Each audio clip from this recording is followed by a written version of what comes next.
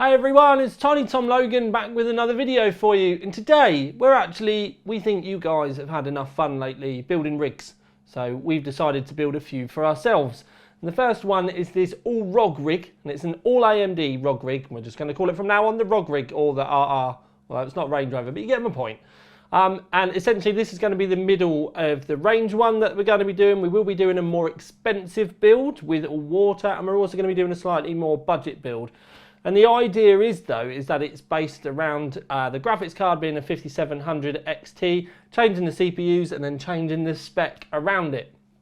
Now, we are going to be doing different brands, but the first one that we're doing was Asus, just to calm anyone down that's like, oh, you've done Asus straight away. Well, yes, we have done Asus first. We're going to be doing some other ones later. And I think they're going to be quite interesting, so you can see the difference between the CPU performance, the gaming performance, but also maybe give you an idea on what you can do with the components available, because it's all off the shelf, it's all click and play, and it's all actually really simple to build up. Now, we have started this build with the ROG Helios, which is Asus's first foray into the case kind of market. And airflow wise, especially for GPUs, I've been reviewing cases for a while now and actually testing thermals, and the Helios actually did really well for graphics card temps. And obviously if we're going to be doing an all ROG rig, we're going to be using their case anyway.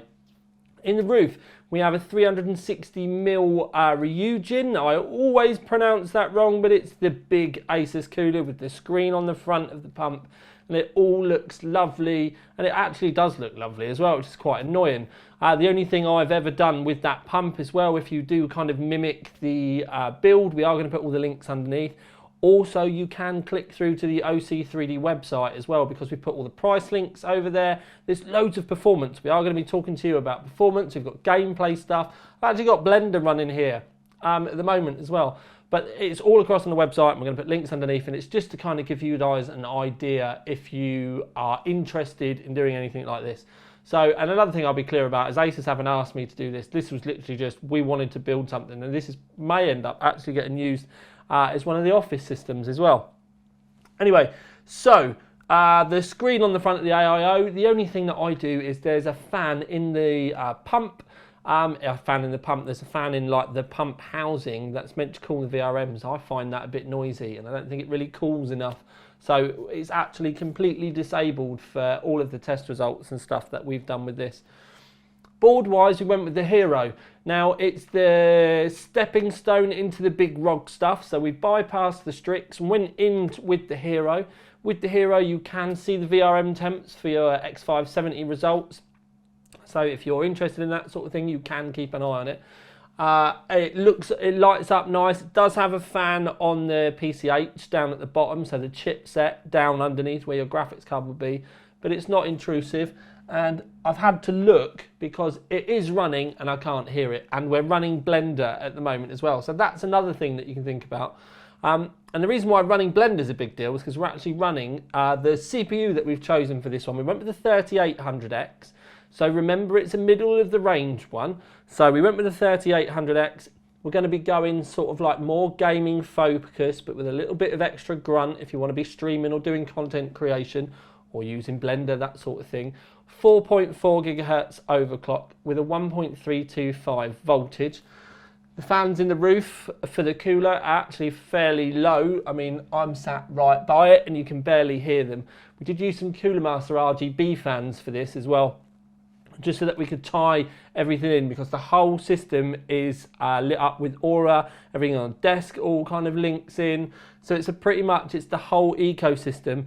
While I'm sat here filming, the only thing that I have been a bit of an idiot about, and I am being honest about that because I have been, is I haven't brought a headset down to kind of put on the desk, but you can see that I had something else that I wanted to put on the desk, which I think is a little bit cooler.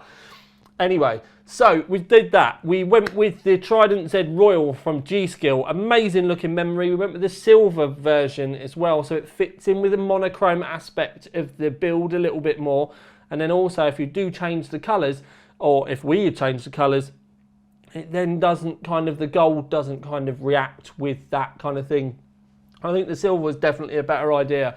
Also, the cables are from Cable Mod. They're the new Pro kits. They're also the ones where they've got the cable combs completely over them. So the two PCI Express pins or connectors going into the graphics cards are one piece, and they've got the cable combs completely together, so it keeps the cables really tidy, and you don't have those two separate lots splitting off. And I went again with like a grey and a black and a monochrome understated kind of cable option, and then that way if you do change the lighting later on, it's all going to work in rather than, you know, kind of arguing with it.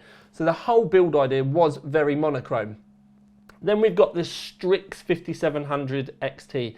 It is one of the more expensive 5700 XTs, but let's face it, the Asus Strix graphics cards, they always do carry a price premium.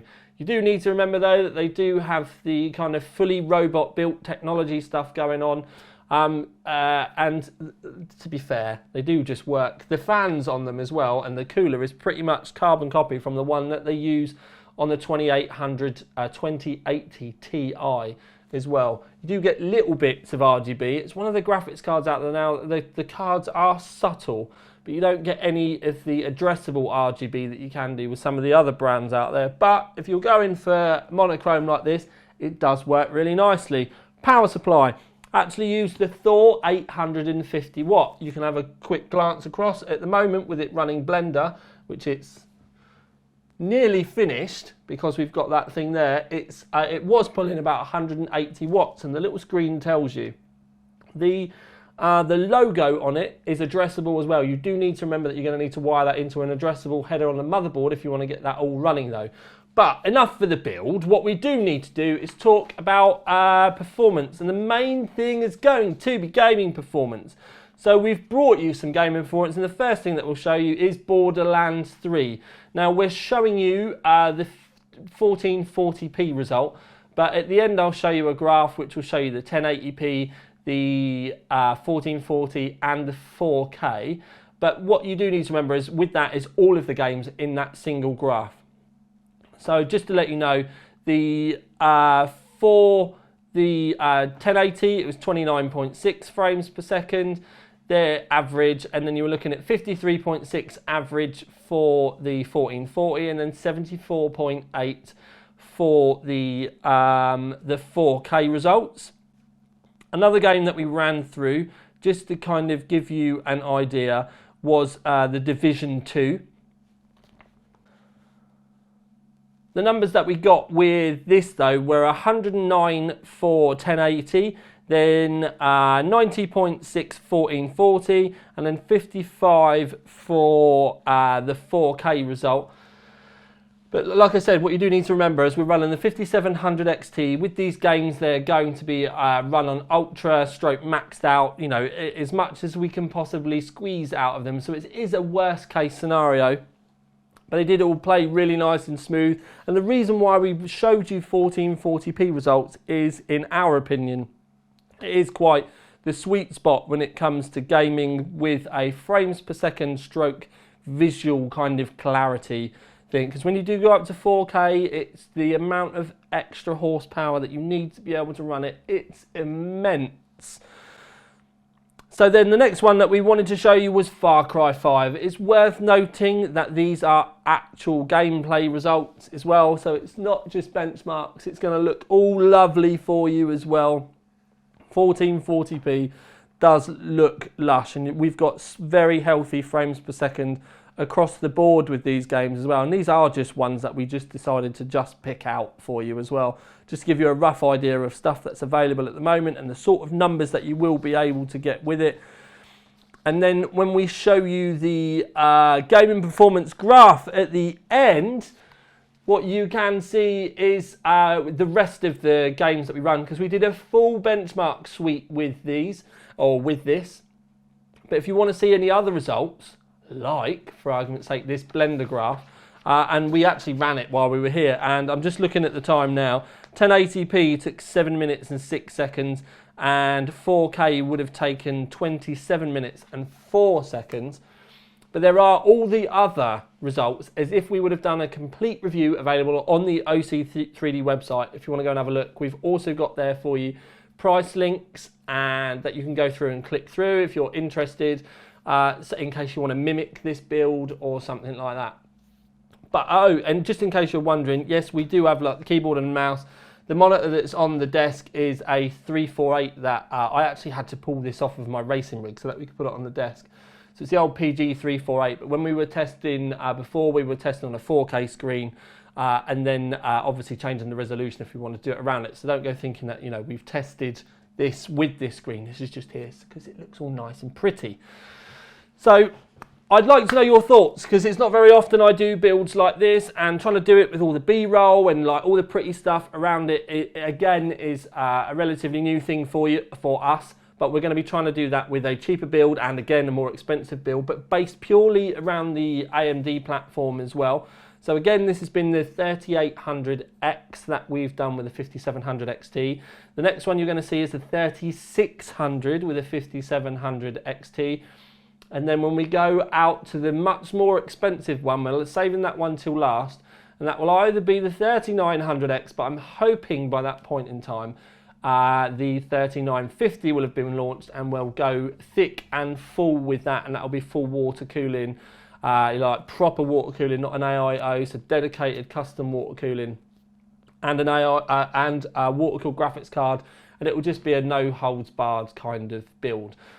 We did go with the, to close, we did go with a vertical graphics card mount, and we did run into some issues with the riser card on it. And one of the things I will say is if you do get those issues at home, one of the things you can do is go into the BIOS and change it to PCI Express 3 mode rather than PCI Express 4 mode, and it seemed to solve all of our problems. So a little hint there to close, but this has been the tiniest one, hopefully with something interesting for you, out.